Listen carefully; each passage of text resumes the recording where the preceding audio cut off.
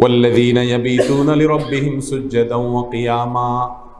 3 নম্বর বৈশিষ্ট্য হলো রাতের বেলায় দাঁড়িয়ে তাহাজ্জুদের নামাজ আদায় করে। রাতটাকে তাহাজ্জুদের নামাজ পড়ে দাঁড়িয়ে দাঁড়িয়ে আল্লাহর প্রশংসা করে সূরা কেরাত পড়ে এবং সিজদায় কাটায়, অন্তত রাতের শেষ প্রহরটাকে, বেশ শেষের অংশটাকে। তাহলে আল্লাহর বান্দা হওয়ার জন্য তাহাজ্জুদের নামাজ পড়তে হবে। কোন কোন সালাফ বলেছেন, যে ব্যক্তি তাহাজ্জুদের নামাজ জীবনে পড়েই না ভোর রাত্রে, এই লোকটাকে তো আমি মুত্তাকি মনেই করি না। সে কিসের মুত্তাকি? মুত্তাকি হওয়ার প্রশ্নই ওঠে না যে ভোর রাত্রে উঠে আল্লাহর সাথে সম্পর্ক করার, গভীর সম্পর্ক স্থাপন করার চেষ্টাই যে লোক করে না। তাহলে আল্লাহর প্রিয় বান্দা হওয়ার জন্য যেখানে তাহাজ্জুদের নামাজ পড়তে হবে, প্রতিদিন না পারেন বন্ধের দিন পড়েন, যখন পারেন তখন পড়েন, শীতের সময় বিশাল বড় রাত এশার পরপর মোবাইল বন্ধ করে শুয়ে পড়েন, অটোমেটিকলি ভোর রাতে ঘুম ভেঙে যাবে।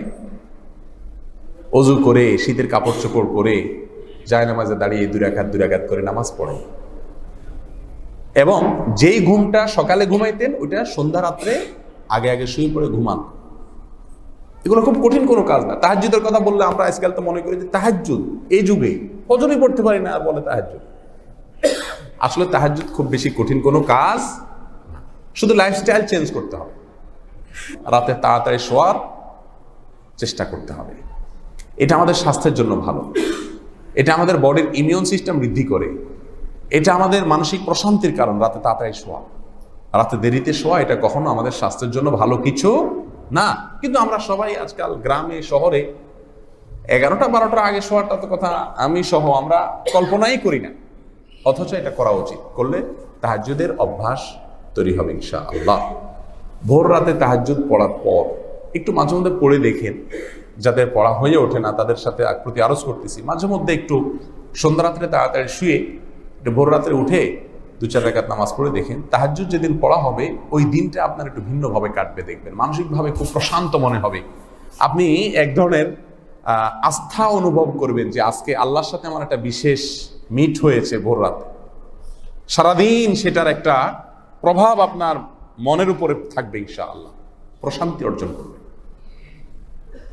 আজ আমরা বলি হতাশা দূর করবো কেমনে? সবাই হতাশা দূরের আমল চায়, দোয়া চায়। ভাই, হতাশা দূরের জন্য সবচেয়ে বড় আমল হলো সন্ধ্যা রাত্রে খুব দ্রুত শুয়ে পড়ে ভোর রাতে একটু মালিকের সাথে দাঁড়িয়ে যান। আল্লাহ আমাদের সবাইকে হিম্মত দেখ আমরা যেন কাজটা করতে পারি। তাহলে আল্লাহর বান্দা, রহমানের প্রিয় বান্দা হওয়ার জন্য তাহাজ্জুদ যদি পড়া লাগে, 5 ওয়াক্ত নামাজের কথা তো আর বলাই বাহুল্য। 5 ওয়াক্ত নামাজ জামাতের সাথে পুরুষরা পড়া, ওইটা তো বাহুল্য, ওটা তো করতেই হবে। ওইটা করার পরে বরং প্রিয় বান্দা হওয়ার জন্য হইতে হবে কি? তাহাজ্জুদ গুজার। 3 নম্বর গুণ। আল্লাহ তাআলা তৌফিক দান করুন। নাম্বার 4, والذين يقولون ربنا اصرف عنا عذاب جهنم إن عذابها كان غراما إنها ساءت مستقرا ومقاما। 4 নম্বর বৈশিষ্ট্য হলো আল্লাহর প্রিয় বান্দাদের মধ্যে সবসময় আল্লাহর ভয় থাকবে, জাহান্নামের ভয় থাকবে। তারা বলবে রব্বানা আসরিফ আন্না আযাব জাহান্নাম, হে আমাদের রব, জাহান্নামের আযাব আমাদের থেকে দূরে সরিয়ে দেন, জাহান্নামের আযাব থেকে আমাদেরকে দূরে সরিয়ে দেন, কারণ সে আযাব অত্যন্ত কষ্টদায়ক, এটা শাস্তিমূলক, আর এই জাহান্নাম অত্যন্ত নিকৃষ্ট ঠিকানা। সেখান থেকে আল্লাহর কাছে যারা পানাহ চায় বেশি বেশি, সব সময় চলতে ফিরতে উঠতে বসতে আল্লাহর কাছে জাহান্নাম থেকে পানাহ চায়। আমরা যত দোয়া করি এখন আজকাল, এত বেশি ভোগবাদী আমরা, এত বেশি বস্তুবাদী আমরা, যে আমাদের দোয়াগুলোও সব দুনিয়া কেন্দ্রিক। আজ পর্যন্ত ইমাম সাহেব, খতিব সাহেবদের কাছে এই দোয়া নিয়ে কোনো লোককে আসতে আপনারা শুনছেন কিনা? অন্তত যে লোক আইসা বলে, হুজুর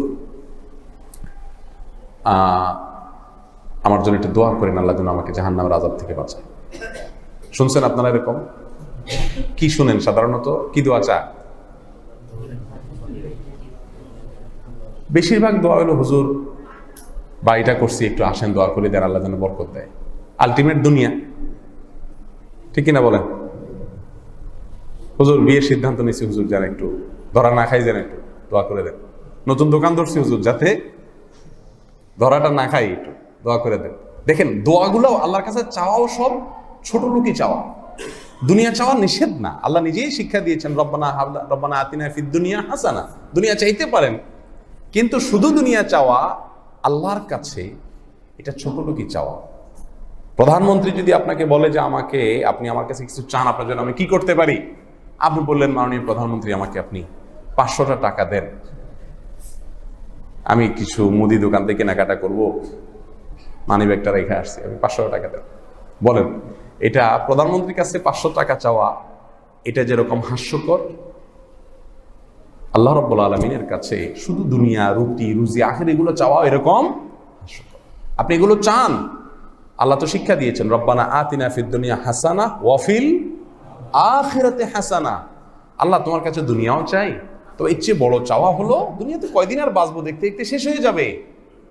অনন্ত অসীমকালের যে জীবন, যেখানে গেলে আর আসার কোনো স্কোপ নেই, সেই জীবনে মালিক তুমি কল্যাণ দিও, এ দোয়াটা করা আল্লাহর প্রিয় বান্দাদের আলামত।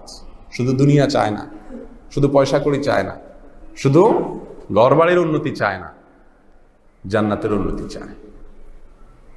আপনারা দেখবেন যত দোয়ার শুধুমাত্র আয়োজন না, মনে করেন উমরা করতে যায়, হজ করতে যায়, অথবা দোয়া কবুলের বিশেষ বিশেষ সময়গুলোকে কাজে লাগায়, অথবা শিরকি পদ্ধতি, ভুল পদ্ধতিতে বিভিন্ন মাজারে যায়। কোনো মাজারে আজ পর্যন্ত এমন কোনো মানুষ গেছে আপনারা শুনছেন যে লোকটা মাজারে গেছে শুধু এই উদ্দেশ্যে যাতে তিনি জাহান্নাম থেকে বাঁচতে পারেন? শুনছেন কখনো? তাইলে ওইটা তো দুনিয়ার একটা কারখানা, দুনিয়াবি ধান্দায় গেলেন আপনি। দুনিয়া তো আল্লাহর কাছে চাইবেনি। রাসূল আকরাম সাল্লাল্লাহু আলাইহি ওয়াসাল্লাম বলেছেন, কারোর যদি জুতার ফিতাটা ছিঁড়ে যায় রাস্তা, সে ওইটা ঠিক করা খুব ইজি, তারপরে ওই টাইমেও সে আল্লাহর কাছে আশ্রয় চাইবে, আল্লাহ আপনি সহজ করে দেন। আপনি সহজ না করলে আমি বারবার চেষ্টা করবো, বারবার বিপদে পড়বো।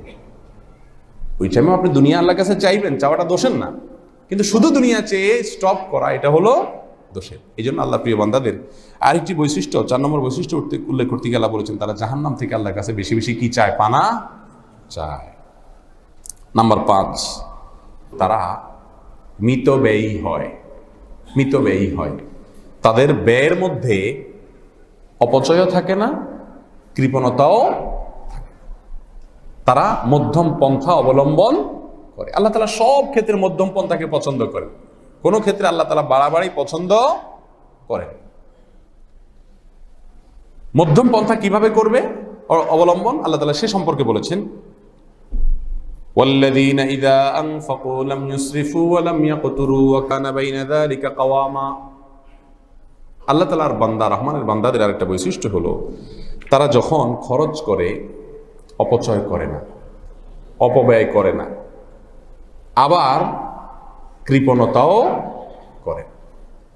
আজকাল দেখবেন একটু টাকা পয়সা হলেই হলো আর কি, এরপরে আর আমাদের ভাবসাবের চোটে দুনিয়াতে টিকে যায়। এক সময় হয়তো ঢাকা শহরে আসার সময় লঞ্চ ভাড়াও ছিল না, রড ধরে ঝুলে ঝুলে বাসে চলে আসছি, বলছি ভাই ভাড়া নেই। আল্লাহ তাআলা এখন লাখ লাখ কোটি কোটি টাকার মালিক বানাইছে। ভাবসাব এমন, খাই দাই নষ্ট করি, আরে বাচ্চার জন্মদিন উপলক্ষে লাখ লাখ টাকা উড়ে দিই। এরকম লোকজন আমাদের সমাজে এখন অহরহ না? বিয়ের সময় আপনার লাখ লাখ টাকা উড়ে দিচ্ছি, বিবাহ বার্ষিকী পালনের নামে, যত সব অনাচারের নামে লক্ষ লক্ষ টাকা উড়ে দিচ্ছি। অপচয়। টাকা পয়সা আল্লাহ তাআলা দিয়েছেন, এখন খরচ করার সময় কোনো চিন্তা ভাবনা নাই। আবার কিছু আছে যে কৃপণতা, দরকারি খাতেও খরচ করে না। এই যে দেখেন মসজিদের দুরবস্থা, সারা দেশে কথা বলতেছে, আমাদের মসজিদ অনেক ভালো আলহামদুলিল্লাহ, অল্প সময় এত উন্নতি হয়েছে, আর কি চান আলহামদুলিল্লাহ। কিন্তু বাংলাদেশে বেশিরভাগ, শুধু মসজিদ না, আমি মসজিদের কথা কেন বলবো, শুধু মসজিদ শুধু দানের একমাত্র খাত না, মসজিদ তো দানের একটা ছোট্ট খাত। দানের সবচেয়ে বড় খাত হলো অভাবী গরিব মানুষেরা, অসহায় মানুষেরা। তাদের পাশে আমরা কয়জন দাঁড়াই, তাদেরকে দেই হলো খুচরা পয়সাগুলা, তাই না? গেজি নোট কয়জনে দেন? আমি সৌদি আরবে একজন সৌদিয়ানকে দেখেছি, ভদ্রলোকের নাম যাই না, আর্মি পার্সন ছিলেন।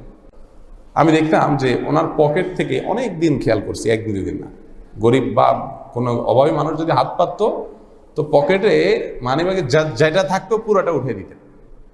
আমি বহুদিন দেখছি, একদিন দুদিন না।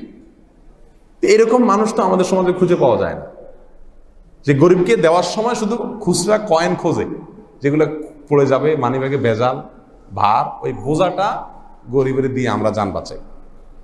এটা দিয়ে আপনি আপনার মালিককে আপনি জান্নাত কিনবেন খুচরা পয়সা দিয়া? কত ছোট লোকই! আপনি জান্নাত কিনবেন খুচরা পয়সা দিয়া? মসজিদের দান বাক্স দেখবেন যত ছেঁড়া টাকা। আমার মনে হয় সারা সপ্তাহ ধরে শুধু অপেক্ষা থাকে যে শুক্রবার কোন দিন আসবে। দুনিয়ার মোহের একটা আলামতের কথা বলি আপনাদের, মানে ভেতরে দুনিয়া যে আষ্টে পৃষ্ঠে ক্যান্সার যেরকম আমাদের চতুর্পাশ থেকে অ্যাটাক করে, ভেতরটাকে পুরো দুনিয়া অ্যাটাক করে ফেলে, তার একটা আলামত হলো বেশিরভাগ মানুষের মধ্যে এই প্রবণতা আছে। টাকা খরচ করার সময় মানিব্যাগ থেকে দেখবেন যে ওই যাকেই দিবে, যাকে যে নোটটা দিবে তুলনামূলক সবচাইতে পুরাতন নোটটা আগে দেওয়ার চেষ্টা করে। ঠিক না? আমি ঠিক বলেন? আপনারা বলবেন আপনি কেমনে জানছেন? আমিও তো আপনাদের মতো রোগী। আমি কি নিজেকে ফেরেশতা দাবি করতেছি নাকি? এটা আমাদের সবার কমন সমস্যা। এই রোগটা আমাদের মধ্যে আছে না নাই বলেন? মানিব্যাগতে আপনার 10টা 10 টাকার নোট আছে, আপনি রিক্সাওয়ালাকে 20 টাকা ভাড়া দিবেন, চিটাং রোড থেকে আসছেন, সবচেয়ে টাটকাটা পাইছে দেন না সবচেয়ে পুরানটা পাইছে দেন? আচ্ছা, সবচেয়ে টাটকাটাকে আপনার কাছে থাকবে পকেটে, ওইটাও তো চলেই যাবে। দেখেন কতটা দুনিয়ার মোহ যখন অন্ধ হয়ে যায় মানুষ, কত উদ্ভট হয়ে যায়। আপনি দেখেন ওই খুঁজে খুঁজে খুঁজে খুঁজে ওই পুরানটা বাইরে ভিতর থেকে বাইর করে। আচ্ছা, ওই লোকের পুরানটা দিলে যদি নতুনটা আপনার কাছে থেকে যেত, তাহলে বুঝতাম যে ঠিক আছে নতুনটা আপনার, নতুনটাও তো থাকবে না, ওইটাও তো আপনাকে আলটিমেটলি দিয়ে দিতে হবে না কাউকে কাউকে, তাহলে বদল লোককে কেন পুরানটা দেওয়ার জন্য আপনাকে কসরত করতে হবে? এর মানে হলো মায়া, ছাড়তে রাজি না। 1 ঘন্টাও যদি মানিব্যাগে থাকে, পকেটটা গরম থাকে। ঠিক না? ঠিক। ভাবখানা এমন যে এই নতুন 10টা টাকার নোট আসরের পরে হয়তো দোকানদারে দিয়ে দেওয়া লাগবে, মাগরিবের পরে কিছু কিনতে যাবে তখন দিয়ে লাগবে। এখন তো অন্তত থাকুক না, 2-4 ঘন্টা তো থাকুক। আপনি কিন্তু বেনিফিটেড হচ্ছেন না, এ টাকা আপনি রেখেও দিতে পারছেন না, কোনো ভোগও করছেন না, কিন্তু তারপরও কিছু সময় রাখতে পারলে কি শান্তি। এর নাম হলো ভাই দুনিয়ার মোহ, এর নাম হলো দুনিয়ার মোহ। এটা খুব লজিক্যাল কাজ না ইলজিক্যাল কাজ বলেন? যৌক্তিক কোনো কাজ এটা?